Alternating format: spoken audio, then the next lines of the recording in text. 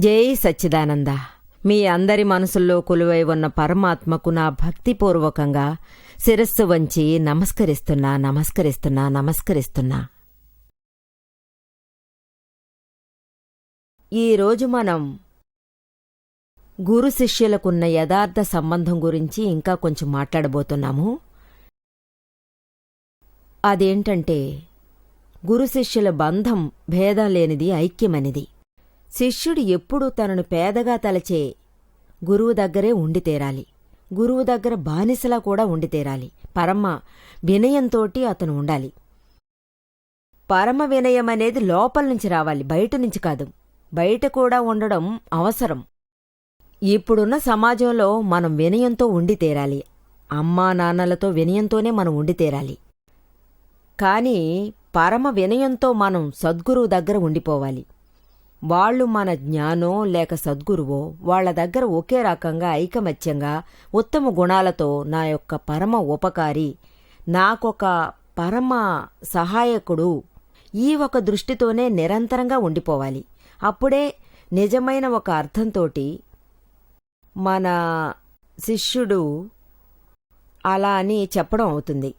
నిజంగా ఉండడం వల్ల ఈ స్వతంత్ర భావన అనేది ఆపబడుతుంది. లేదంటే ఈ భావన ఎప్పుడు లోనికొస్తుందో మనకు తెలియనే తెలీదు. ఎప్పుడూ సద్గురువు చాలా మెలకువగా ఉండాలి. తన శిష్యునితో స్వతంత్రమనేది రాకూడదు. దీనికోసం వాళ్ళు ఎప్పుడూ హుషారుగానే ఉంటారు. కానీ కొన్ని సమయాల్లో ఏమవుతుందంటే, శిష్యునికి ఏం తోస్తుందంటే, గురువు నన్ను ఆడించేస్తున్నాడు, గురువు నా మీద పౌరుషం చూపుతున్నాడు, బానిస చేస్తున్నాడు.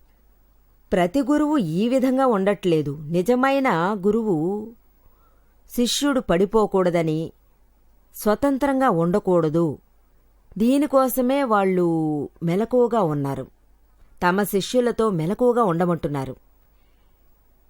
కానీ ఎవరి మనసులో ఈ స్వతంత్రత అనే లోపం ఉందో వాళ్ళది వదలటం లేదు. ఏ ఒక గురువుకి స్వతంత్రంగా ఉన్న శిష్యుడు తన దగ్గరున్న అనుభవం నిజంగా ఉండి తీరాలి. ఎందుకంటే ఈ కాలంలో ఈ స్వాతంత్ర్యం అనేది అధికంగా పాకిపోతున్న ఒక వ్యాధిగా పెరిగిపోతుంది. ఒకటి గుర్తుకొచ్చింది. దాదాజీని చూడ్డానికి ఇద్దరు వ్యక్తులు వస్తుండేవాళ్లు. వాళ్ళిద్దరూ కుర్రాళ్ళు. వాళ్లకు దాదాజీ చేసేది తప్పని అనిపించింది. దాదాజీ ఇది చేస్తాడు, అది చేస్తాడు. యాక్చువల్గా ఏదీ చేయలేదే. స్వతంత్రంగా ఉన్నారు. కొన్ని సమయాల్లో అడ్జస్ట్ చేసుకోవాల్సిన అవసరమూ ఏర్పడుతుంది. అదే అన్నింటినీ తప్పుడు దృష్టితోనే చూస్తుండిపోయారు. అది కూడా ఏ విషయంగా ఉన్నా వారు ఫైటింగ్ చేస్తారు, గొడవ పడుతూ ఉంటారు. వీరే పెద్ద జ్ఞాని అన్న స్థాయికి గొప్పగా అనుకునేవాళ్ళు. దీని ఫలితం ఏమైందంటే, ఇద్దరూ అక్కడ్నుంచి చాలా దూరం వెళ్లాల్సొచ్చింది. ఇద్దరూ తోడు లేకుండా అయిపోయారు. కొన్ని వేళల్లో మన స్వతంత్రమే మనల్ని చాలా దూరాన్ని ఉంచేస్తుంది. ఈ విధమైన ఎక్స్పెక్షన్స్ అప్పుడప్పుడు మనం చూస్తూనే కదా ఉన్నాం. దాదాజీ ఎంతో చెప్పి వాళ్లకు తెలియజేయాలని చూశారు. కానీ వాళ్ళు తెలుసుకోలేకపోయారు. మాకే అంతా తెలుసు, ఎవరూ తెలియజేయనక్కర్లేదు, మేమే ఇతరులకు కూడా తెలియజేస్తాం అనేసి ప్రయత్నించారు. కాని వాళ్ల వల్ల ఏమీ చేతకాకపోయింది. ఆఖరికి వాళ్లు నష్టాన్నే చవిచూశారు. తమ ఆధ్యాత్మిక బాట నుంచి తప్పుకున్నారు. మళ్లీ వాళ్ళు లౌకికానికి వచ్చేశారు. ఒక మంచి ఉద్దేశంతో వాళ్ళు ఆధ్యాత్మికంలో ముందడుగు వేయాలని వచ్చుంటారు. లోక కళ్యాణం కోసం మనం మన మనసు, మాయ, నిజం ఇవన్నీ త్యాగం చేయాలదంతా లౌకికానికి వచ్చేశాయి. ఈ విధంగానే ఒక సహోదరుడు ఉన్నాడు. అతను దాదాజీ గురించి చెప్పాడు. అతని లోపలున్న ఫీలింగ్ అంతా ఎక్కడో టాపులోకెళ్ళింది. ఆయన భార్య పాపం సడన్గా చనిపోయింది. అతను అతని వైఫ్ తోటి అన్నాడట, జ్ఞానంలోనే మీరు ఉండండి, భార్య చనిపోవడం అనేది ఏమీ కాదు. మీరు బ్రహ్మచారిగా విడిగా ఉండి మన ఆడవాళ్లకు చక్కనైన ఒక జీవితాన్ని ఏర్పరచాలి. వాళ్ళు చనిపోయారు, కానీ మీరు రెండో పెళ్లి మాత్రం చేసుకోకండి. మీరు మాత్రం రెండో పెళ్లి చేసుకుంటే మీకున్న ఆధ్యాత్మిక దారి నుంచి మీరు ఖచ్చితంగా కిందికి తోసేయబడతారు అనేసి అన్నారు. కానీ ఈ విషయం ఆ బ్రదర్ మైండ్కి అందనేలేదు. తమ ఇష్టానికి వాళ్ళు చేస్తున్నారు. జ్ఞానుల మాటను కాదనేవాడికి జులాయి వెధవనే కదా పేరు. అతను తన ఇష్టప్రకారం ఆశపడి రెండో వివాహమూ చేసుకున్నాడు.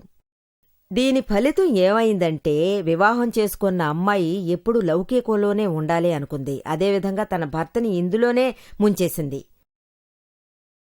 ఆయన అటెండ్ అవుతున్న సత్సంగాలు మరియు ఆధ్యాత్మిక విషయాలు అన్నిటికీ తను అడ్డుపడ్డం మొదలెట్టాడు. ఇప్పటికీ ఆ సహోదరుడు చాలా నీచమైన స్థితికే వెళ్ళాడు. జ్ఞానుల మాటలు మనం వినకుండా వెళ్తే నిజంగా ఈ విధంగానే అవుతుంది. మనం అందులోంచి బయటికి రాలేనంతగా అవుతుంది. ఒక ముసలాయనున్నారు. దాదాజీ అతని గురించి చెప్పాడు. బ్రహ్మచర్యాన్ని పాటించాలంటే వాడికి మంచి పద్ధతిలో బ్రహ్మచర్యం చేసి చూపండన్నారు. అప్పుడే వాడు మంచి పద్ధతిలో ఉండి ఎదగడానికి వీలవుతుంది. కాని ఆ సహోదరుడు అది కొంచెం కూడా వినలేదు. అతను మనసులో వేసుకున్న ప్లాన్ ప్రకారం అతనికి వివాహం చేశాడు. దీని ఫలితం ఏంటంటే, అబ్బాయికి బ్రహ్మచర్యంలో ఆశ, కాని పెళ్లి చేసేశారే. దీనికి ఏమిటంత విషయం ఏమిటంటే, దాదాజీ దగ్గర అడగనూ లేదు. కళ్యాణం జరిగిన తర్వాత ఆ అమ్మాయి దగ్గర కొంచెం కూడా అడ్జస్ట్మెంట్ చేయడానికి కుదరలేదు. ఆ అబ్బాయి వైరాగ్య మనసుతో ఉన్నాడు. ఆఖరికి ఫలితం ఏమైందంటే, కొద్ది రోజుల్లో డైవర్స్ అయ్యింది. ఆ తర్వాత ఆ సహోదరుడొచ్చాడు దాదాజీని చూడ్డానికి. అప్పుడేమవుతుంది, నా కొడుకు చాలా బాధలో ఉన్నాడు. వెంటనే దాదాజీ అన్నారు, పర్వాలేదు, వాడిక్కడికి రాని, నేను వాడికి మంచి దారి చూపిస్తాను. ఏదో కొన్ని రోజులు టైం బాగోలేకుండా పోయింది, అందువల్ల చెడిపోయాడు. పోతే పోనేండి, కొత్త జీవితం వాడు మొదలెట్టని, అతనికి మంచి ఆరోగ్యాన్ని ప్రసాదించు. ఆ తర్వాత బ్రహ్మచర్యం దారిలోనే బాగా ముందడుగు వేయించాడు. అతనికి కావలసినవన్నీ కొనిచ్చాడు. జ్ఞానులు చెప్పిన మాట మనం వినకుండా పోయామని మన సద్గురువు మాటలు మనం వినాలి. చాలా దుఃఖించాల్సి వస్తుంది. ఇదే మనం వారు చెప్పిన దారిలో నడిస్తే అప్పుడు నిజంగానే మనకు అన్ని శ్రేయస్సులు జరుగుతాయి. ఇది చాలా అవసరమైన ఒక విషయమనే చెప్పాలి. ఒక సహోదరుడు అతని గురువని చాలా కష్టమయ్యింది. అతనికి సమర్పించాలి. సడన్గా అతనికి ఏమైందని ఏమీ తెలియలేదు. ఈ రోజు గురువుని చూడ్డానికి పోతే ఆధ్యాత్మికంలో అతను క్షేమంగా అభివృద్ధి చెందితే చాలు. అతనికి సడన్గా ఏమైందో తెలియలేదు. ఇంకో సాధువు వచ్చాడట. అతనితో అతను వెళ్ళాడు. అతని తోడుగా అతనున్నాడు. అతను తన సద్గురువును వదిలేసి గురువు దగ్గర పండితుడి దగ్గరికి పోయి చేరాడు. నేననుకున్నట్టుగానే సద్గురువు దగ్గర నేను ఈ విధంగా చేస్తే గురువు నిజంగా వదిలేస్తాడని చెప్పడం కుదరదు. అందువల్లే ఇలా చేశాడు. కొన్ని విద్యలు, దెయ్యాలు, పిశాచాల్ని వదిలించే మనిషి, వీటన్నిటినీ అతను పద్ధతిగా నేర్చుకున్నాడు. ఎవర్ని పాడు చేయాలి, ఏ రకంగా ఇతరులను ఎలా బాధ పెట్టాలి అనేది తప్పుడు గురువు దగ్గరికెళ్ళి తప్పుడు పనులన్నీ అతను నేర్చుకున్నాడు. ఈ విధంగా పెద్ద పెద్ద సాధనలన్నీ అతను చేశాడు. అతని గురువు చనిపోయాడు. సరే, మనం ఇంక మన సొంత పనులు చూసుకుందామని అతను అదే విధంగా చేశాడు. ఆఖరిదాకా తన సద్గురువుకి పోయి కనిపించలేదట. సద్గురువు పోయాడు, కులగురువు పోయాడు. ఆ తర్వాత తన మనోలెక్క ప్రకారం ఏం తోచిందో అదే అతను చేస్తున్నాడు. ఇద్దరి దగ్గరికి వెళ్లడం వల్ల ఆ ఇద్దరినీ అతను పాడు చేశాడు. ఇదంతా ధర్మ మార్గంలో వచ్చింది, భక్తి మార్గంలోనూ వచ్చాడు. ఇంకొకరి తరపున ఇది కూడా చేశాడు. ఎవరైనా జోస్యం చూడాలంటే అదంతా చేస్తాడు. అది లేకుండానే అతన్ని ఆస్ట్రాలజిస్ట్ అనే అనాలి, లేదంటే ప్రేతం, భూతం, సమస్య ఇవన్నీ సాల్వ్ చేసే విషయాలుగానే ఉందిగా. లెమన్ ఇవ్వడం, మిరపకాయ ఇవ్వడం, ఇది గొప్పది అది గొప్పది అని అనడం, ఈ విధంగా వాడికి పలుకుబడుండేది. అప్పుడు అటుపక్క లేడు ఇటుపక్క లేడు. ఆధ్యాత్మిక మార్గంలోనే మనం తీసుకెళ్ళిపోతున్నాం. ఎవరు అనుభవించాల్సిన వాళ్ళు? పాపం ఇన్నోసెంట్ ప్రజలు.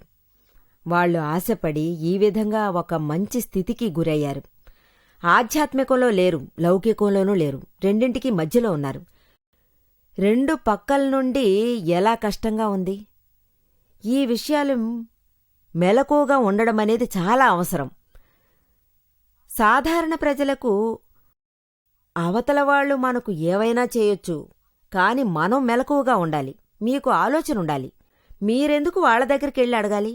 మనం పోయేటప్పుడంతా ఈ విధంగా అంతా జరిగింది, అందువల్ల మనమే కదా ఆలోచించాలి.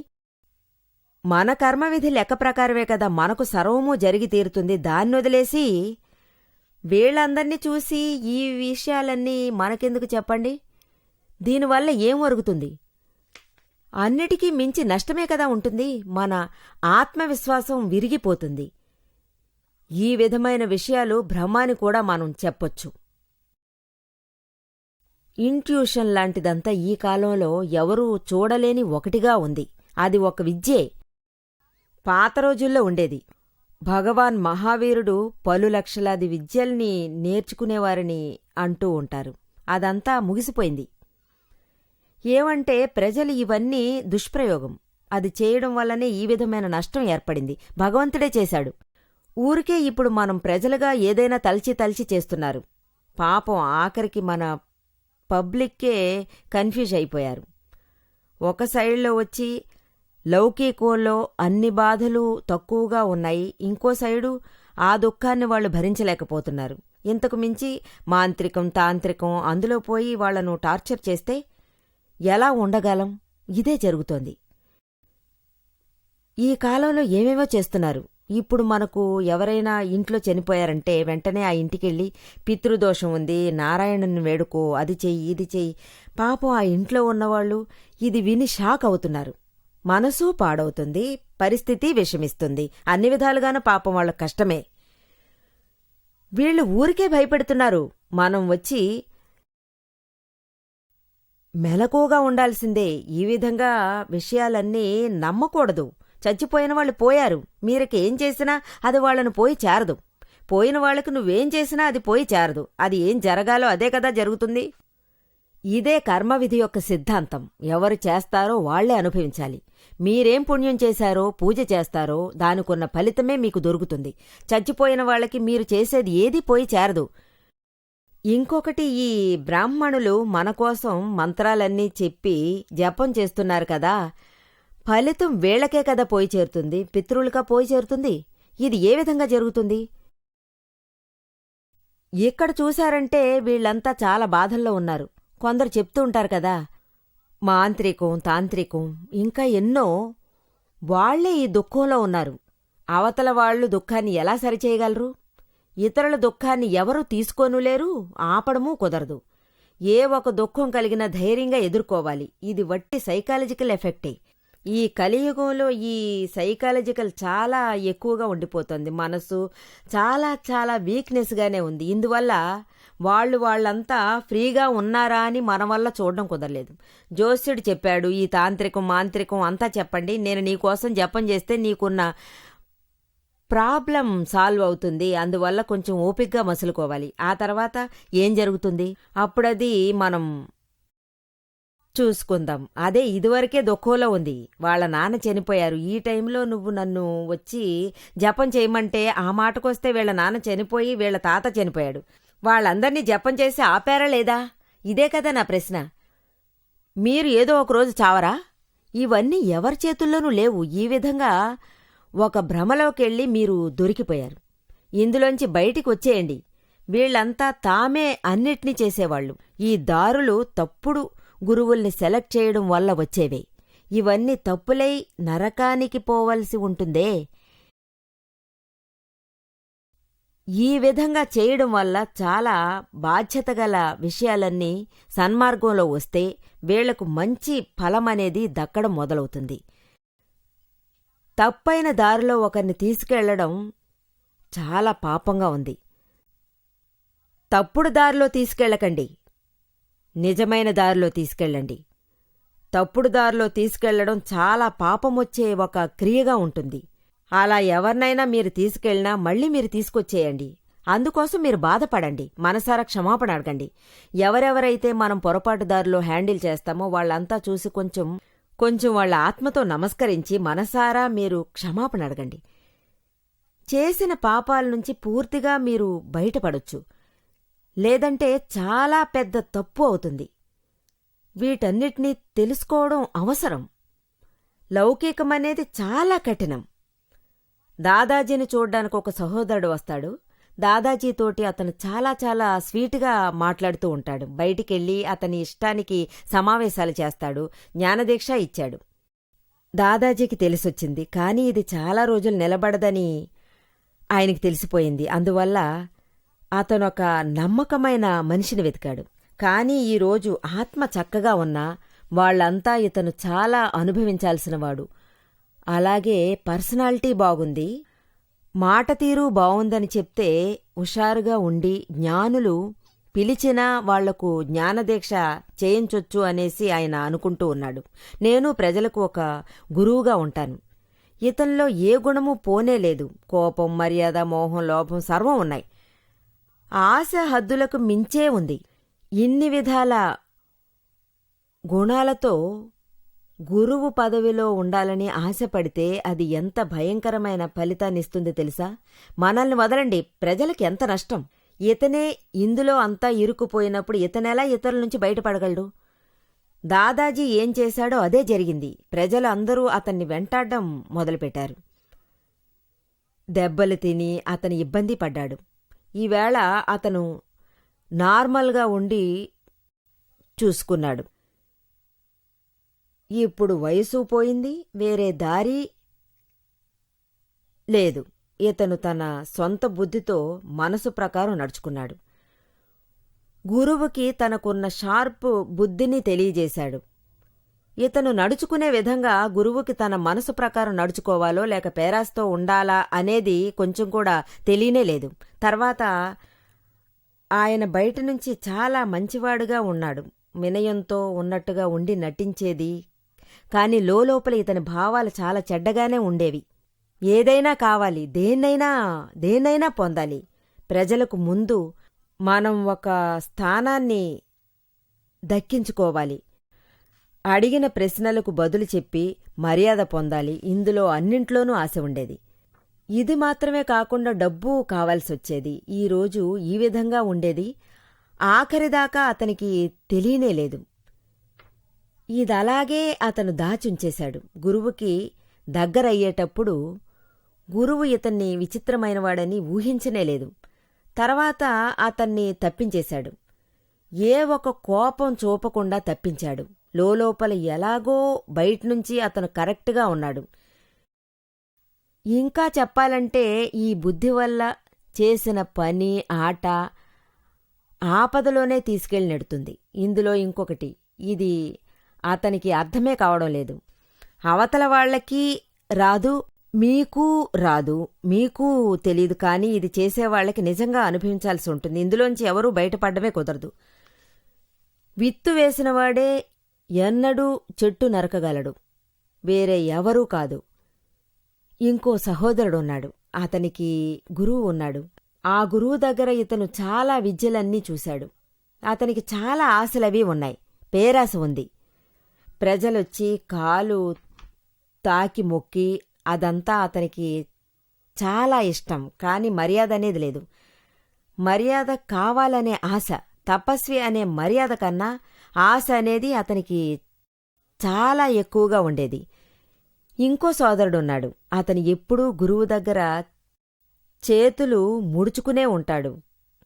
కాళ్లమీద పడతానని చెప్తూనే అతను పాటు కూర్చునుంటాడు. 5-6 మందిని కూర్చోబెట్టుకుని ఇతనే గురువని చెప్పాల్సొచ్చింది. ఈ విషయాలన్నీ తెలిసిన తర్వాత పిలిచి అతను ఎంతగానో చెప్పి చూశాడు. నువ్వెందుకు ఇదంతా చేస్తున్నావు? నీ ఆశల్నే నువ్వు అంతం చేస్తావు. నీ జీవితమే చిన్నాభిన్నమైపోయింది అని చెప్పారు. నువ్వు మెదలకుండా కూర్చో. ఇతరులను తప్పైన దారిలో మాత్రం నువ్వు తీసుకెళ్లొద్దు. మనం బావుండాలి. మన అభివృద్ధి అనేది వద్దు. ఇతరుల్ని తప్పుడు దారికి తీసుకుపోవడం చాలా పెద్ద పాపం. చాలా మంచిదనే బాధ్యతగా ఉండేది. లేదంటే ఆ బాధ్యత మీరు ఒప్పుకోకండి. ఆ తర్వాత అతను తెలుసుకున్నాడు. అలాగే క్షమాపణ అడిగాడు. గురువు అన్ని విషయాల నుంచి మనల్ని తెలుసుకున్నాడు. ఈ స్వతంత్రమనేది లేకుండా మనల్ని ఏ ఒక దారిలోనూ చెడు దారిలోనూ తీసుకుపోలేదు. అన్ని వేళల్లోనూ గురువుగారి పక్కన ఉండి కూడా ఈ మెలకువతో ఉండడం చాలా అవసరం. అతని కట్టుబాటే ధర్మం, అతని కట్టుబాటే తపం. అతని ఆజ్ఞాపనల నుంచి కొంచెం కూడా తప్పుకోకూడదు. 100 ఆజ్ఞల్లోనే ఉండిపోవాలి. అప్పుడే ఒకరికి తమ లక్ష్యం నిజంగా కుదురుతుంది. లేదంటే సాధన అనేది జరగనే జరగదు. ఇది గురువుకు మాత్రమే కాదు, శిష్యునికి. అతను వెనకాలే వెళ్ళి తప్పైన చోటికే వాళ్ళు వెళ్తారు. గురు శిష్యులకు ఉన్న ఆశలు ఎప్పుడూ కీర్తి కావాలనే ఉంటుంది. ఈ ఆశలున్న ఒక మనిషిగా అది ఇరికిస్తుంది. ఈ ఆశ ఎప్పుడూ పోదు. అందువల్ల ఎప్పుడూ ఎలా ఉండాలంటే, నాకు ఈ లోకంలో ఉన్న ఏ ఒక లౌకిక వస్తువు అవసరమే లేదు. నాకు ఆత్మ అనేది తప్ప, మోక్షం తప్ప ఈ లోకంలో నాకు ఏదీ అక్కర్లేదు. నాశనమయ్యే వస్తువు ఏదీ అక్కర్లేదు. అద్దం కూడా నాకు అక్కర్లేదు. ఈ ఒక నిర్ణయంతోనే ఉండి తీరాలి. ఆ స్థాయికి మెలకువతో మీరు ఉండి తీరాలి. అలాగే మన ఎదుగుదల మీరు నిజంగా స్టడీ చేస్తీరాలి. ఎక్కడెక్కడ నా ఆశ అనేది వస్తుంది, ఎక్కడెక్కడ నా దృష్టి మారుతుందో, ఎక్కడ ఆశ ఉందో అక్కడ జ్ఞానమనేది నిజంగా ఉండదు. అక్కడ మెలకు ఉండదు. ఈ చోట ఈ ఆశ అనేదే ఒక చీకటే కదా. అందువల్లే జ్ఞానులు ఎప్పుడూ మేలుకొలుపుతూ ఉంటారు. అనవసరంగా వాళ్ళు దొరికిపోరు. శిష్యుల్ని వాళ్ళు పట్టివ్వడం లేదు. కాని కొన్ని సమయాల్లో వీళ్లనూ మించి ఏదైనా ఒకరికి ఈ మోక్షమనేది దొరుకుతుంది. అప్పుడు అన్నిటికీ వైద్యం. కాని ఆశకు వైద్యం మాత్రం లేదు. ఎప్పుడైనా మిమ్మల్ని మించి పేరాశ చెందారంటే అతను సద్గురువు దగ్గరికెళ్ళి కాళ్లమీద పడిన వాళ్లను సమర్పించేసి వాళ్లను 100% వారి హద్దుల్లోనే ఉండాలి. అప్పుడే ఈ ఆశల నుంచి మనం బయటపడ్డం కుదురుతుంది. ఇంతకు మించి వేరే ఏదీ అక్కర్లేదు. ఇదే గురువు తప్ప, అతని కట్టుబాట్లు తప్ప వేరే ఏదీ వద్దనే నిర్ణయాన్నే శిష్యులకు చక్కనైన జీవితంగా ఎప్పుడూ కుదిరిపోతుంది. అందువల్లే అతనికి వేరే ఏదే పని పడలేదు. ఇప్పుడిలా ఉంటేనే మంచి ఒక జీవితాన్ని మన వల్ల పొందడం అవుతుందంటాను. స్వతంత్రము మనల్ని వదిలిపోతుంది. ఆ తర్వాతే మనం బాగా ఉండడానికి అవుతుంది. జయ సచ్చిదానంద.